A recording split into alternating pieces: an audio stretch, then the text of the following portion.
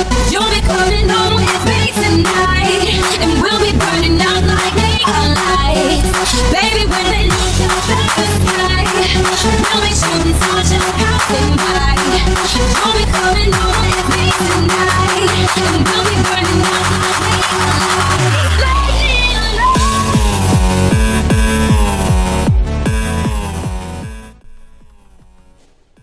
Hey y'all! Hey everybody, and welcome back to my channel. So if you want to see how I achieved this 2-piece Adidas set using a pair of Adidas pants, keep on watching, and don't forget to like, comment, and subscribe.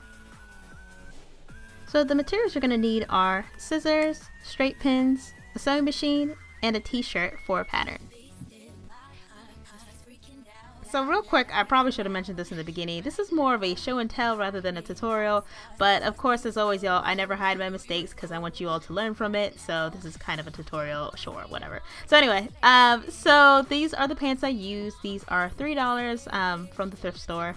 And I also used a t-shirt that is my size. And then first thing, I put on the pants and I decide where I wanted my skirt to start or stop rather. And obviously, y'all, I cut it too short, but I wanted to have as much fabric for my shirt part because that's actually the part that I cared about the most.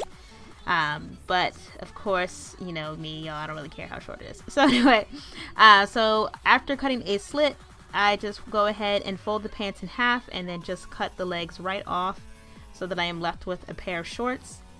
And this was kind of my first mistake right here. I should have just left this joint as a pair of shorts because as you can tell, it kind of looks like shorts still in the end. But you know, your girl just was like, I want a skirt. So yeah, I kind of made it 10 times harder for myself and awkward looking. But yeah, y'all be the judge. You let me know. So I go ahead and I just cut off the little crotch piece. And later on, I hemmed that so that would fit, you know, nice and secure and everything, and all the edges weren't frayed. I also kind of pinned it at the bottom and sewed that end that made it kind of look like a short together. But yeah, I sort of did that part off camera. But anyway, so the main important part that I want you all to take away from this is how to make the shirt.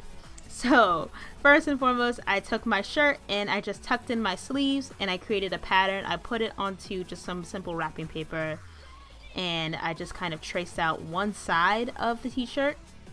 You can do both, but I actually wanted to make sure that my sides were, symmetrical, so I just folded the paper in half and just cut along the drawn edge and therefore had two symmetrical sides.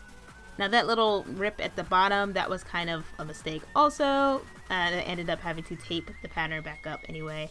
And next I took a sleeve from an old t-shirt because I didn't want to take out the sleeve from the t-shirt that I liked. So I actually used another t-shirt to create this part, to create the pattern for the sleeve. And I just simply trace around it and then cut that out. And then you all see I'm just taking off the excess.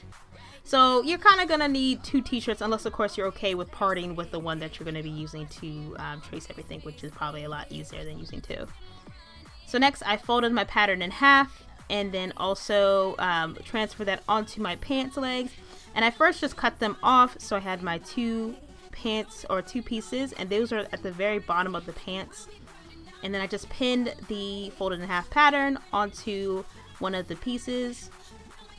And this is awesome because I didn't have to hem the bottom. These are going to be the sleeves obviously, but I didn't have to hem the bottom because it's already hemmed. So once I created my two sleeves, just made sure they matched up, so I put one on top of the other and just cut off the excess of the second one to make sure they were exactly the same size with all of that. Now as you can see, I'm comparing my sleeve to my pattern, and it's clear that my sleeve is too big. So obviously because I had used two different size t-shirts, I decided to go ahead and just cut down the sleeve. And this was the part where I was like, I'm not sure if this is going to work out, but I just kept going. And that is the biggest lesson in life. Just keep going, y'all. Just keep swimming. So next I'm taking, I guess what you would call the thigh piece. Yeah, so I took the piece that is right above the sleeve piece that I cut off, and basically what's left of your pants. And I also noticed that the piece was not big enough. So this is kind of on purpose what I did. It was definitely not intentional, it wasn't intentional whatsoever, so it wasn't on purpose. It was kind of by an accident, but it worked out.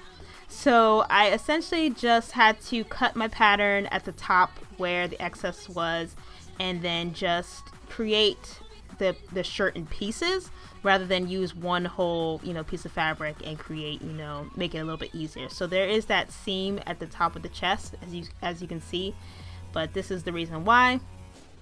So once I transferred everything onto my pants, I just made sure they were the same exact size, and then the excess I made sure to use that because nothing in this whole project was wasted except the very little scraps, which we're not going to even care about. But taking that top half of my pattern that I had cut off earlier, I just went ahead and cut the top half of the shirt. So you have essentially 2 pieces that are doubled up, so it's technically 4 pieces of this little top half of your shirt. So I'll kind of show it a little bit later. Make sure everything's equal. So as you can see, I have 1 2 of the left side and 1 2 of the right side. And then now what I'm going to do is I'm going to flip it over, making sure that the right sides are facing each other, and I'm just going to pin that down and then flip it to the back and do the same thing with the back piece. And don't mind the noise outside. There's been a lot of moving trucks and stuff going on, so I don't know what's happening outside, but we're just gonna ignore that. Anyway, so I made sure to do it to the other side. And once that is complete, this is what it should look like. And then you just want to go ahead and zigzag stitch everything shut. And we're actually going to be using the zigzag stitch for everything because we want to maintain the stretch of the fabric, which is, I'm so happy that I did it, because had I done a straight stitch, this joint would have never fit. So it was already kind of a stretch, y'all. So I just go ahead and zigzag stitch everything together. And then this is what it looks like once I have completed that. And now I'm going to go ahead and put the shirt together. So I flip over one piece and making sure that the 2 right sides are touching. And now I'm going to sew down the sides.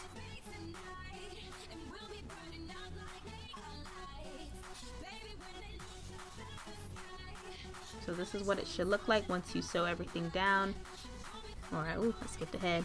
So go ahead and sew the other side down. And this is gonna kind of look a little confusing, but I'm gonna open it back up so you can see exactly what I'm doing. Technically, like I said, I had to make this in pieces, so it looks a whole lot more confusing than it really is, but it's simply just, I literally had to sew the shirt together in 4 pieces. So once I completed that, I went ahead and just sewed the shoulders and then down the middle seam. So I wasn't really sure if I liked this, to be honest, and I wasn't sure if it was going to come out well, but it actually looked kind of cool in the end. So essentially you have 2 side pieces and then a middle seam, and I'm not about all them seams, but girl had to do what a girl had to do. So I was like, and then when I took it off of the sewing machine, this is what happened. Yeah, also I forgot to make sure that the armholes were the same size as the sleeves, so yet again I had to cut off some of the fabric so that I could fit my sleeves. And it was at this point as well that I thought this project was going to be a fail. But like I said, y'all, don't ever give up, because life will throw you some curveballs and lemons and stuff, and you can just make lemonade in baseball. I don't know. So anyway, so next what I did is I sewed up the side seams of the sleeves. So this is what it looked like, and I apologize I did that off camera because I was kind of frustrated at this point, not even gonna lie. And now I'm just funneling the sleeve facing, making sure that my right sides are facing out and that my bodice of my shirt is inside out. And I just funnel in, what is it, I don't know how to explain that, but you just saw how I did that. I just kind of slipped it in, making sure that the end of the sleeve is going in towards the armhole, and then where the shoulder pieces are supposed to meet, yeah, that's where I pinned it. So I hope that made sense. I talk too much, I know. So I go ahead and I just zigzag stitch everything together. And now, of course, y'all, I didn't really make my arm, or what is it, head hole, big enough either. So I had to make a bigger head hole so that my watermelon head could fit through it. And yeah, that is it. This is probably the most hilarious tutorial I've ever done because I'm just looking at this, I'm like, oh god.